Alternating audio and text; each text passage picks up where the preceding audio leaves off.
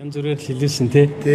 Янз бүрээр зарамтлуулж үзсэн, намаас ч хөөгдөж үзсэн энэс бол тий. Ер нь бол энэ чинь асар том мөнгөний асуудал, асар том баялагын асуудал байхгүй юу?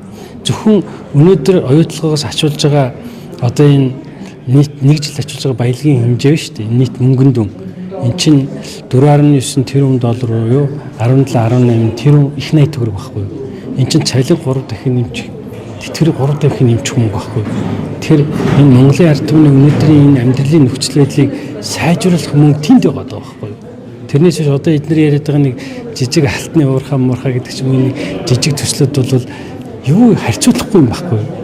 Зүгээр л од нар шиг л гэж бодчих. Жижиг том хэмжээгээр. Тэгэхэд бид нэр энэ төсөл дээр хэрвээ акц дэвшил гаргаад бүгдээрээ нэгдэж чадаад төр засгийн удирдлагууд нь иргэдэн их хурлын гишүүд нь ингээд шийдвэрээ гаргаад ингээд явж чадах юм бол бид тэнцэнээс энэ иргэдийнхээ хийдэг асуудлуудыг шийдээд явчих бүрэн боломжтой байхгүй юу? Тийм л асуудал. Тэр одоо энэний төлөө тэмцлээ үнэн зөвийг амьдралаар ингээд гүйцэтгэл гараад ирлээ шүү дээ.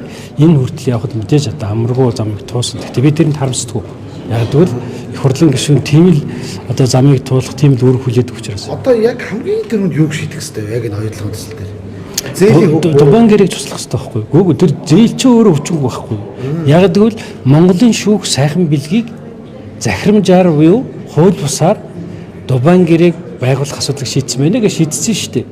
Тэр эн чинь л өөрөө ерөөсөө ингээд энийг ингээд Монгол улсын их хурл авч үзээд 21 онд 103 дугаар тогтоол гаргаад энэ бүх зээлийг хүчингүй болгоо Дубан гэрийг хүчингүй болгоо шийдсэн шүү дээ. Одоо энийг ажил хэрэг болох хэрэгтэй байхгүй юу? Юу зээлийн хүм зээл чи өөрөө хүчингүй байхгүй юу? Тийм учраас бол нэн тэргүүн Дубан гэрийг одоо зэгчлээ тэгээд дараа нь онтрогийн гэрийг сайжруулах энэ гэрээний ажлуудаа сайжруулах ийм юмнууд энэ оюу толгойдныг харамсмаар юм байдаг байхгүй юу? Менежментийн баг гэж байна шүү дээ одоо удирдах авч байгаа. Энэ баг нь ашгаа ихсгэл цалин нэмэгддэг биш. Зардлаа өсгөж алдагдaltaй болгоод цалин нэмэгддэг хэсэг юм. Энэ зүгээр ер нь бол луурын компани гэдэг нь эндээс харагддаг байхгүй юу? Тэр 14.5 банкнаас авсан зээл чинь хууль бус шийдвэрээр авсан байхгүй юу? Сайхан бэлэг. Тэгэхээр сайхан бэлэгч ирж чадахгүй байгаа шүү дээ. Тийм учраас өнөөдөр ер нь зүгээр бас нэг төр төмөр нүртэй байх хэрэгтэй байхгүй юу?